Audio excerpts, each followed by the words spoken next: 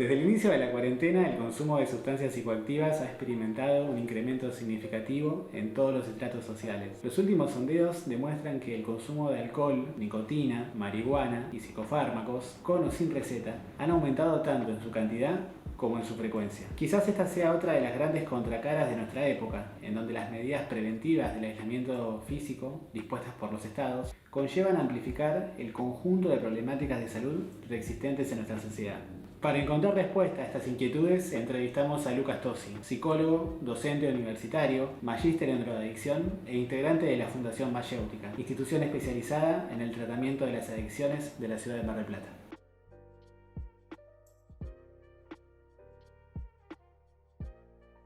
Bueno, en primer lugar, pensar que la pandemia ha establecido un grado de estrés actuado y lo sigue haciendo de ese modo como un factor estresante, y hoy sabemos que las personas que padecen trastornos adictivos o consumos problemáticos tienen o presentan una manera de gestionar el estrés de forma negativa, y justamente esa gestión la llevan adelante mediante el consumo de sustancias. También en este marco lo que podemos plantear, y hay datos al respecto que apuntan a esa conclusión, sobre todo del Instituto de Investigaciones de Gino Germani de la Universidad de la UBA, la Universidad de Córdoba o el Observatorio de Adicciones de la Defensoría del Pueblo de la Provincia de Buenos Aires, apuntan a que hay un aumento general del consumo de sustancias psicoactivas, relacionado a su vez con el aumento en la frecuencia de las mismas y el aumento en la cantidad. Podemos suponer también que hay un aumento de determinadas sustancias, profundizando y yendo un poco más específicamente en ese dato,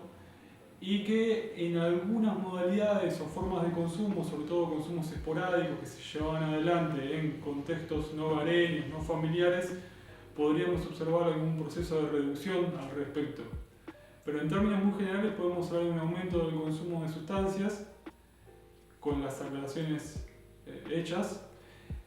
y que ese aumento se encuentra vinculado principalmente en relación a tres motivos. Un primer motivo que tiene que ver con básicamente la falta de una estructura cotidiana, propiciando eso cierto grado de desorganización en el día a día. Por otro lado, la dificultad de mantener una actitud proactiva frente al tiempo libre y al tiempo de ocio, y cómo gestionar positivamente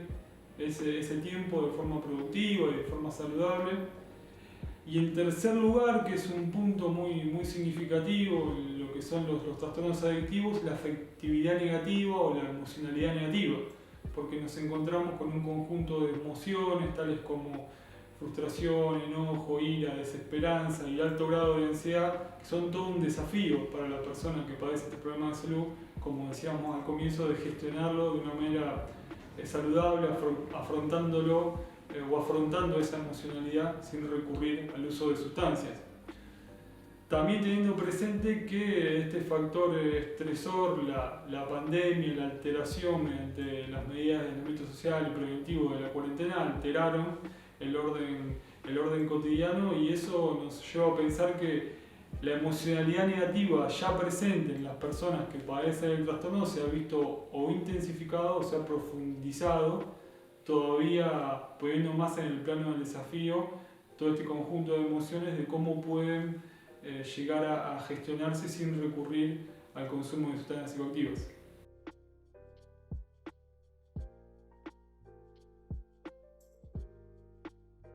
El incremento del consumo también ha sucedido en adolescentes y jóvenes, haciendo particular hincapié en el consumo de alcohol en población adolescente.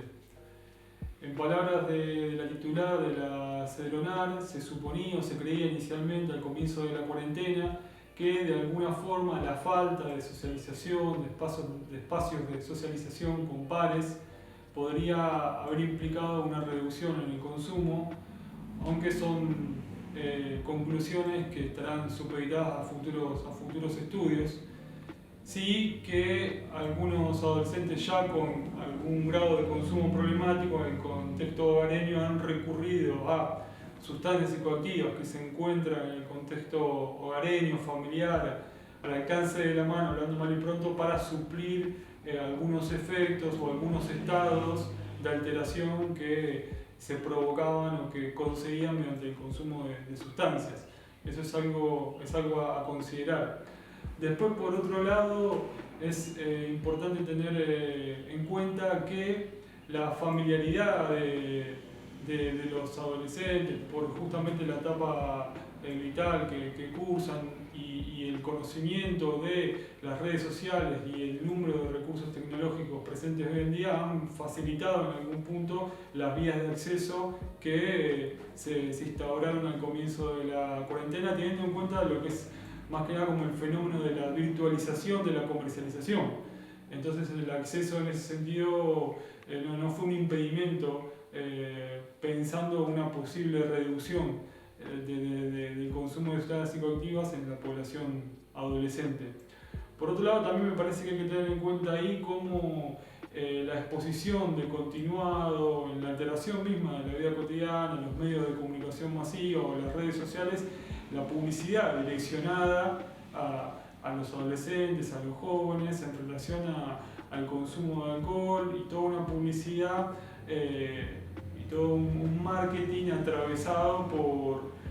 la omnipresencia de las sustancias psicoactivas, no solo en la publicidad o en los medios de comunicación masivos, sino en todos los eventos, sea sociales, culturales, familiares, en todos los ritos familiares tan característicos que hacen a nuestra cultura, donde el alcohol tiene una presencia constante y que es un factor a tener muy en cuenta, porque hoy sabemos que en tanto y en cuanto se presente más rápidamente algún tipo de contacto con alguna sustancia psicoactiva en la vida de la persona, en un niño de 8, 9, 10 años, eso aumenta considerablemente las posibilidades de que ese niño desarrolle un trastorno adictivo o un grado de consumo problemático en la trayectoria o en el proceso adictivo.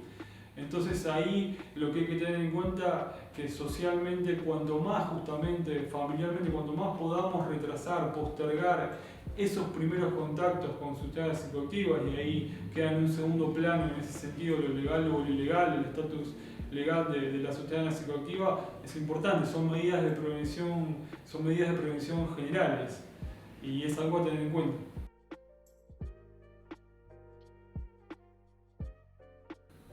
El consumo de sustancias es un fenómeno en términos de salud pública, justamente de problemática de salud, que atraviesa todos los estratos socioeconómicos y en ese sentido tiene un carácter transversal. Aún así podríamos establecer ciertas relaciones con algunos tipos de consumo y modalidades de consumo con ciertos sectores socioeconómicos. Podemos en ese sentido pensar que algunos sectores socioeconómicos vulnerados psicosocialmente tienen mayor accesibilidad a tipos de consumo tales como el pegamento o del grupo de los combustibles líquidos.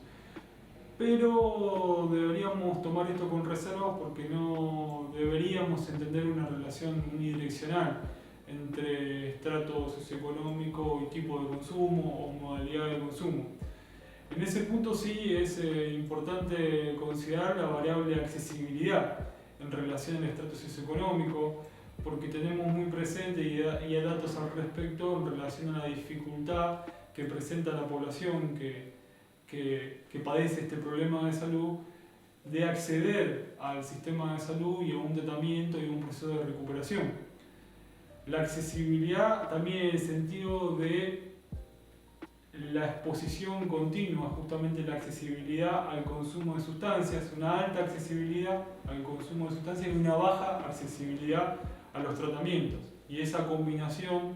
y ese entrecruzamiento es verdaderamente problemático. Pues tenemos otros factores, también si se quiere de índole social y económica, que se presentaron en la cuarentena, en el marco de la pandemia, como por ejemplo la escasez de algún tipo de sustancia psicoactiva en particular, el aumento en el costo de algunas de las sustancias y la alteración en las formas de comercialización, justamente recurriendo a modalidades más virtuales, redes sociales o por qué no deliveries, con el fin de sostener la red de comercialización. Y eso es algo que se ha ido desarrollando, y también casos que no han sido pocos en los cuales se ha roto el aislamiento, sobre todo en las etapas más rígidas de la cuarentena, con el fin de obtener o conseguir el consumo de sustancias.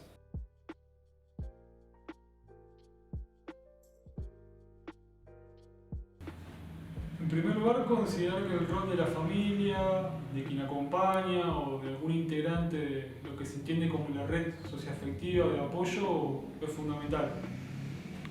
En ese sentido, podemos pensar un conjunto de estrategias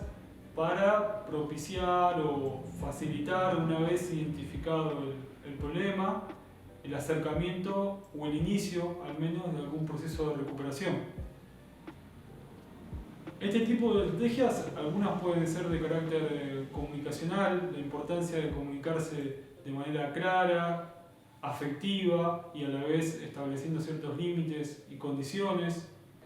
la importancia de no culpabilizar, de comprender que es una enfermedad, que es un padecimiento de salud, no tener una lectura voluntarista de consume porque quiere, acercarse desde un lugar de la contención, del estar, del mantenerse atento,